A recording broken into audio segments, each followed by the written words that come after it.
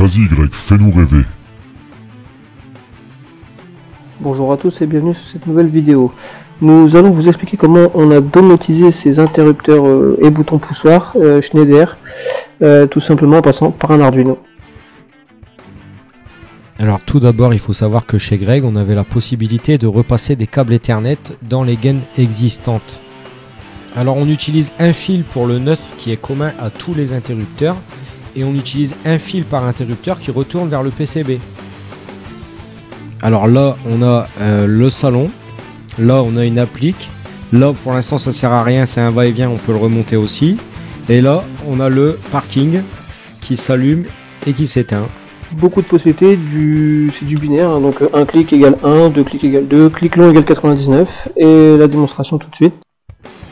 Un simple appui on-off, tout simplement. Et à chaque appui long, on va le voir, on a une augmentation de l'intensité de la lumière, à chaque fois, donc par palier de 50. Que j'ai réglé tout ça via des scénarios tout simplement. Donc des deux côtés c'est la même chose, avec certaines ampoules, ici sont des Philips Hue White Ambiance. Certaines ampoules permettent aussi, comme les White Ambiance, de gérer la température de couleur. Bon Greg, je propose qu'on laisse un moment pour qu'ils écoutent la rapidité avec le clic. Waouh, ça c'est plus rapide que la lumière. Et maintenant on va aller voir ce qui se passe en coulisses. Donc tous les câbles arrivent du grenier, ça passe dans la gaine et ça ressort dans ce plexo.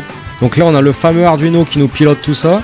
On a un premier PCB qui sert à dispatcher le 5 volts et le GND. Et enfin on a le Maxi Best-of qui pilote tous les interrupteurs de la maison de Greg. Mais on va voir ça juste après. Tous les câbles, le réseau de chaque interrupteur arrive ici. Alors je vais vous expliquer le principe du PCB. Alors on a le retour ici des interrupteurs vers la résistance pull-up. On a le 5 volts là qui va donc éviter les parasites. Et on a là le retour vers le pin Arduino.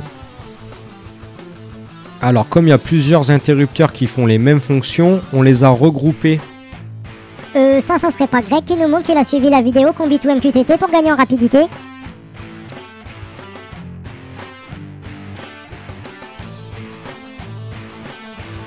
Maintenant, on va aller voir comment ça se passe au niveau de JDOM.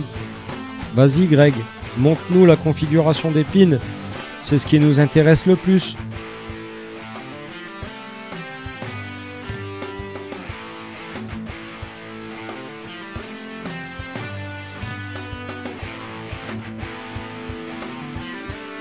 Et voilà au niveau du scénario ce que ça donne. Ça c'est celui de la salle à manger. Donc c'est celui qu'on a dupliqué 3 fois. C'est aussi celui où tu t'étais trompé de câble, Greg. Je m'en souviens très bien. Plusieurs actions sur un seul bouton.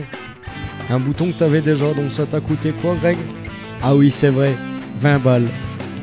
Miraculeux. Que j'ai réglé tout ça via des scénarios.